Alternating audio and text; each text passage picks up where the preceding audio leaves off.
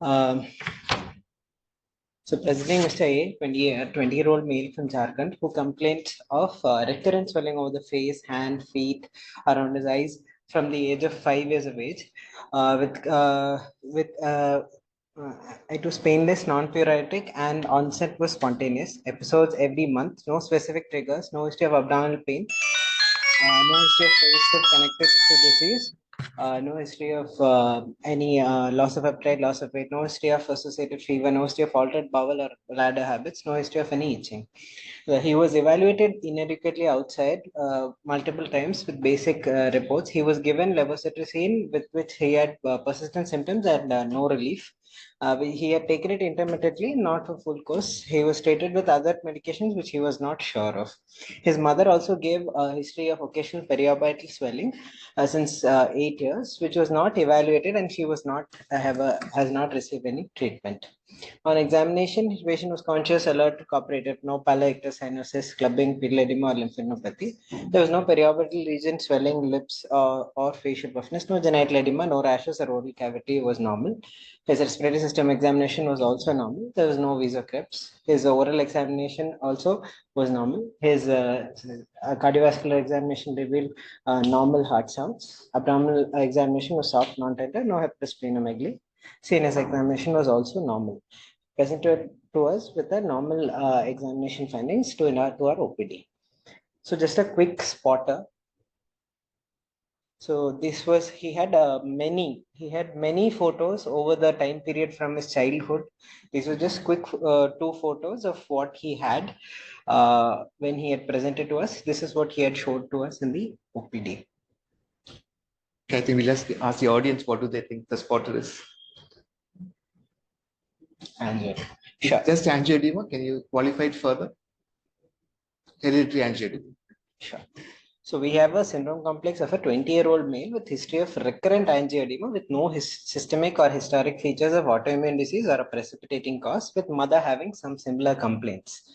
So we differentials wise, we top of the line, we thought of hereditary angioedema, idiopathic non-histaminic angioedema, much less likely as chronic urticaria, autoimmune diseases, SLE, drug induced, but there was no clear history of any drug intake.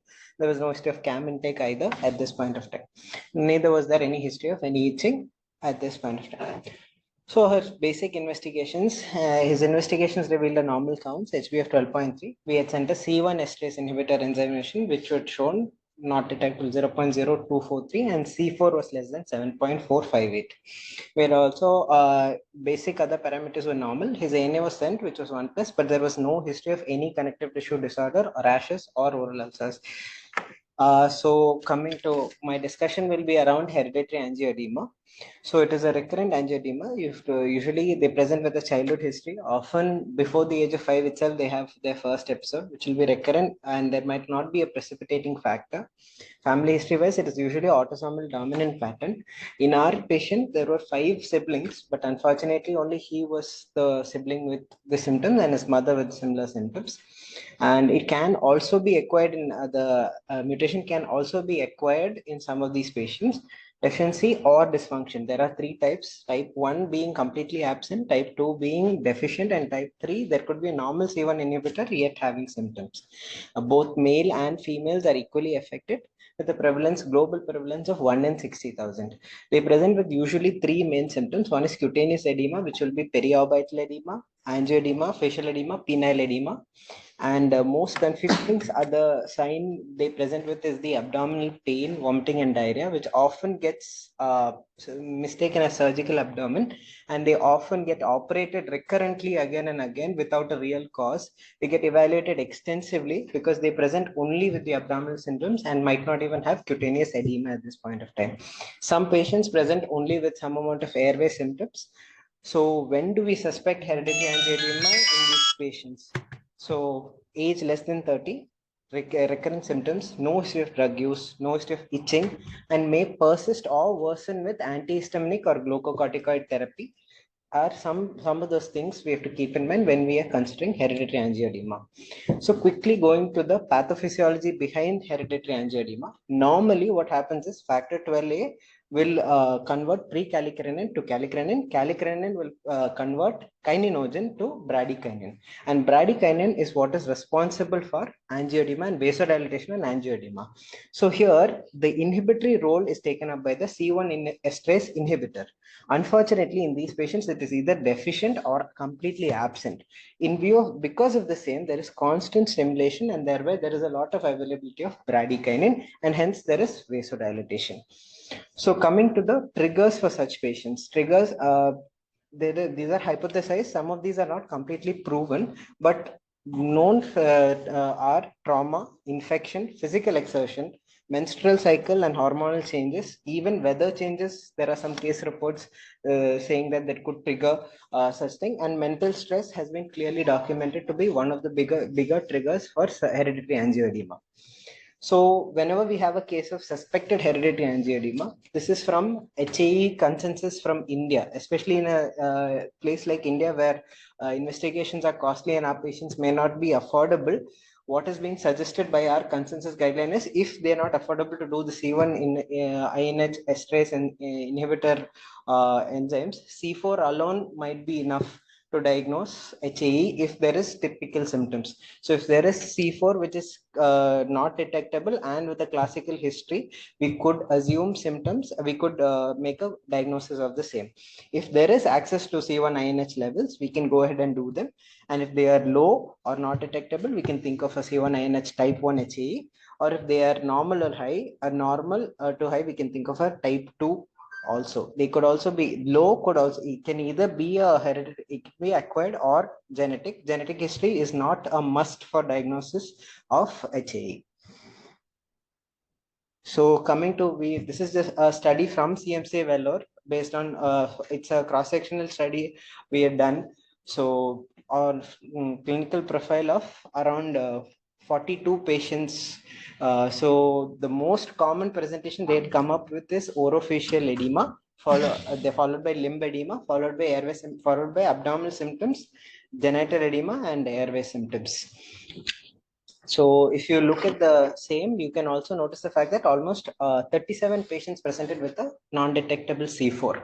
That is for a confirmed HAE. Probable HAE ones also had a low C4. So it has quite a significant amount of specificity. And age diagnosis were around 25 to 26 in this study. So this is again from the HAE consensus guidelines of India. So what do we do? How do we manage HAE patients? It has a three-pronged thing. So acute attacks, short-term prophylaxis, and long-term prophylaxis.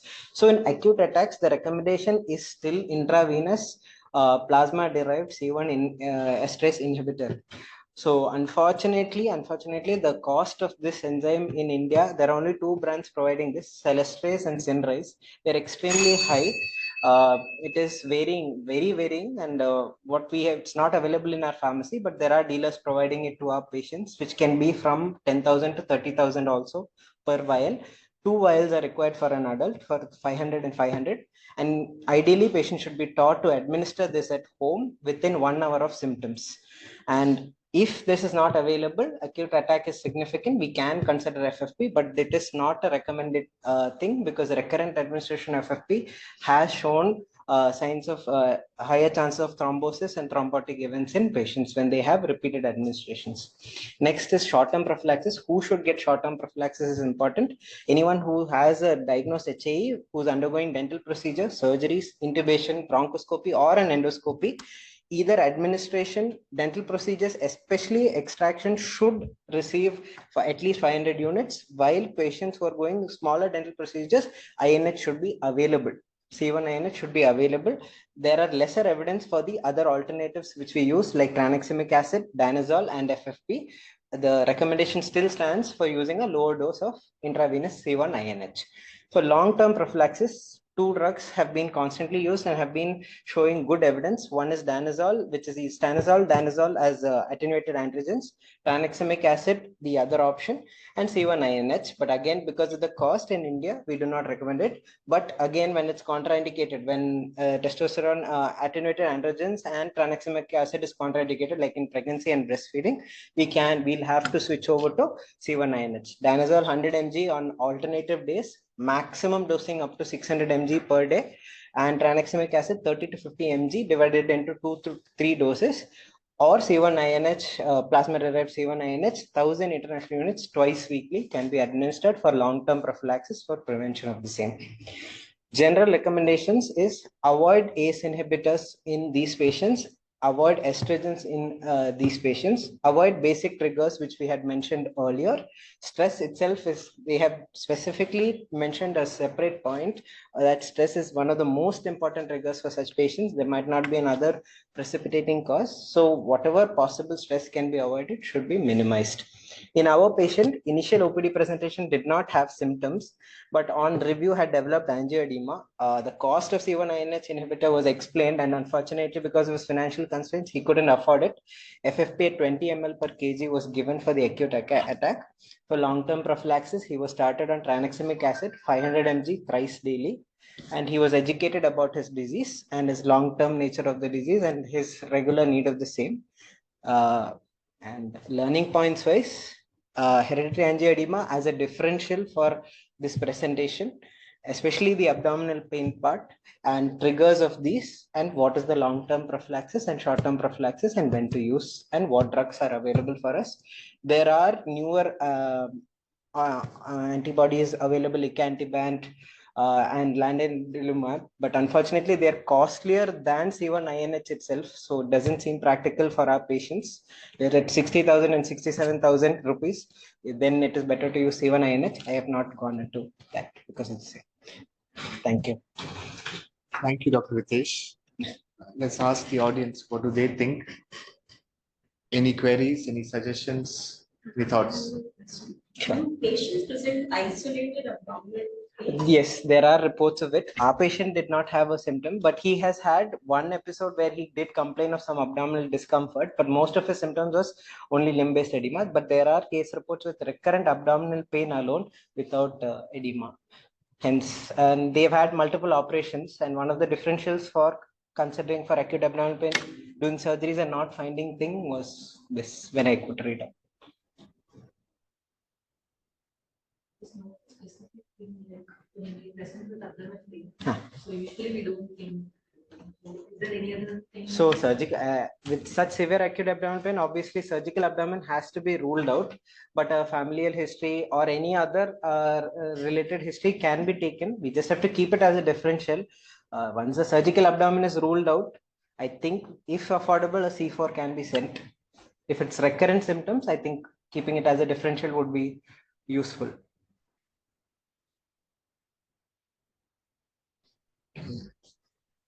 Dr. Ritesh, thank you for bringing up this case. This particular entity has also relevance to my specialty, and that is how this is of interest for us. For any recurrent abdominal pain, among the tests that we sent, workup is C3, C4. In case if it is low, then we send for C1 esterase.